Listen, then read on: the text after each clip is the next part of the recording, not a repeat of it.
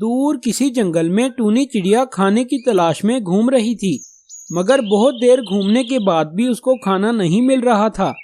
आखिर वो थक हार कर एक पेड़ के ऊपर बैठ गई। खाने की तलाश में तो पूरा दिन निकल गया, फिर भी कहीं मुझे दाना नहीं मिला।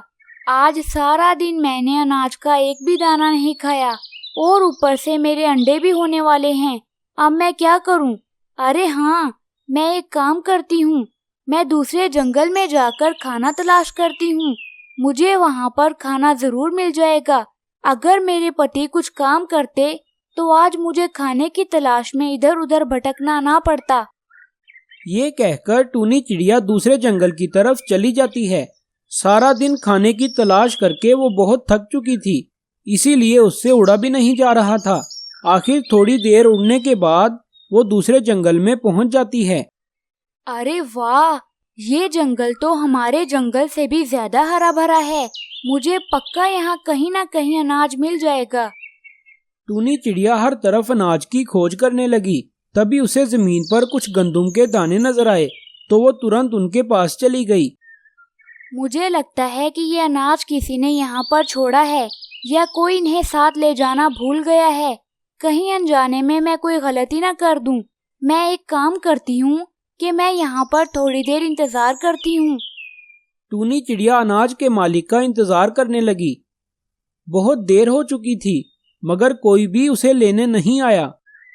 मुझे लगता है कि किसी ने बचा हुआ अनाज यहाँ पर छोड़ा है। मैं इसमें से थोड़ा सा अनाज अपने घर ले जाऊंगी। टूनी चिड़िया अनाज के पास चली जाती है। तभी उसको एक आवाज आती है। अरे चिड़िया, मुझे बचाओ, मैं यहाँ पर फंस गई हूँ। अरे मुझे ऐसा क्यों लग रहा है कि कोई मुझे आवाज दे रहा है। टूनी चिड़िया ने आवाज की तरफ ध्यान दिया, लेकिन उसे फिर कोई आवाज नहीं आई। टूनी चिड़िया उड़कर इधर उधर देखने लगी, मगर उसे कोई भी दिखाई नहीं दिया। मुझे लगता है कि ये मेरा वहम है। यकीनन भूख की वजह से मुझे वहम हो गया है। मैं कुछ अनाज के दाने खा लेती हूँ। ये कहकर टूनी चिड़िया ने कुछ अनाज के दाने खा लिए।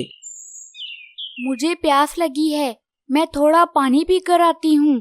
बाद में इसे लेकर चली जाऊंगी।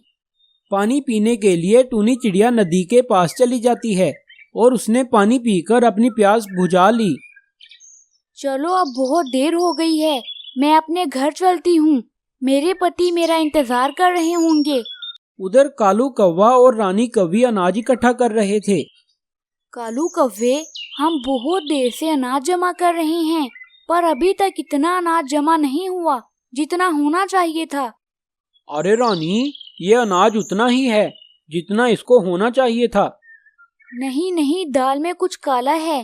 कोई है जो हमारा अनाज चोरी कर रहा है। हम एक काम करते हैं, हम यहीं कहीं पर छुप जाते हैं और उस चोर का इंतजार करते हैं। कालू कौवा और रानी कौवी झाड़ियों के पीछे छुप गए और टूनी चिड़िया पानी पीकर वापस आ रही थी। तभी उसे फिर से किसी ने आवाज दी। अरे चिड़िया, मैं यहाँ पर हूँ, झाड़ियों के पीछे, मुझे बचाओ। टूनी चिड़िया झाड़ियों के पीछे जाकर देखने लगी। तभी उसे मकड़ी के जाल में एक परी नजर आई। अरे तुम कौन हो और यहाँ पर कैसे फंस गई? मैं सोन परी हूँ और मैं इस जंगल में घूम रही थी। जब मैं फूलों के ऊपर से तितलियों को देख रही थी तो मैं अनजाने में इस मकड़ी के जाल में फंस गई। अरे ये तो बहुत बुरा हुआ। मकड़ी कभी भी आकर मुझे मार सकती है। उसके आने से पहले तुम्हें मुझे बचाना होगा। तुम तो परी हो ना, तो फिर तुम अपने जादू से यहाँ से निकल क्यों नहीं जाती? अरे चिड़िया रानी, मैं हर एक की ख्वाहिश पूरी कर सकती हूँ, परंतु मैं सिर्फ दूसरों की मदद कर सकती हूँ, खुद की नहीं। अरे अब मैं क्या करूँ? अरे हाँ, मेरे दिमाग में एक आइडिया आ रहा है। अगर मैं तुम्हें एक विश बताऊं तो क्या तुम उसे पूरा कर पाओगी? अरे हाँ हाँ चिड़िया, क्यों नहीं। तो फिर ठीक है, मेरी ये विश है कि ये मकड़ी का जाला यहाँ से गायब हो जाए। परी को टूनी चिड़िया की चालाकी बहुत अच्छी लगी और उसने टूनी चिड़िया की विश को पूरा कर दिया। शरिंग वरिंग शर्वलिंग, भूत वर्तमान वर्लिंग। चिड़िया ने जो विश मांगी है उसको कर दो पूरा। ये जो मकड़ी का जाला है हो जाए गायब सारा। जैसे ही परी ने ये मंत्र पढ़ा तो वो मकड़ी का जाला गायब हो गया और उसमें फंसे हुए जीव जंतु भी आजाद हो गए। चिड़िया रानी, तुमने खुद के बारे में ना सोचते हुए मेरे बारे में सोचा। मैं तुमसे बहुत ज्यादा खुश हूँ। मांगो तुम जो चाहती हो। मेरी कोई ख्वाहिश नहीं है, बस मेरा आने वाला बच्चा सोने की तरह खरा हो और मेरा ख्याल रखे। तुम्हारी इच्छा पूरी हो जाएगी, वैसा ही होगा जैसा तुम चाहती हो। ऐसा कहकर सोन परी वहाँ से चली जाती है। कालू कव्वे, क्या तुमने ये नज़ारा देख लिया? हाँ हाँ, देख रहा हूँ। टूनी चिड़िया अनाज के पास आ गई और उसको उठाकर ले गई। तो ये है वो चोर। रुको, मैं अभी जाकर इसको बताता हूँ कि ये अनाज तुम्हारा नहीं हमारा है। अरे कालू कव्वे, तुम भी बहुत मूर्ख हो। यहाँ पर हमारी किस्मत खुलने वाली है और तुम वो अनाज के बारे में ही सोच रहे हो। छोड़ो उसे। जैसा मैं आपसे कहती हूँ वैसा करें। ठीक है। कालू कव्वे ने वैसा ही किया जैसा रानी कव्वी ने उसको करने को कहा था। उसने एक लकड़ी सोन परी के ऊपर फेंक दी।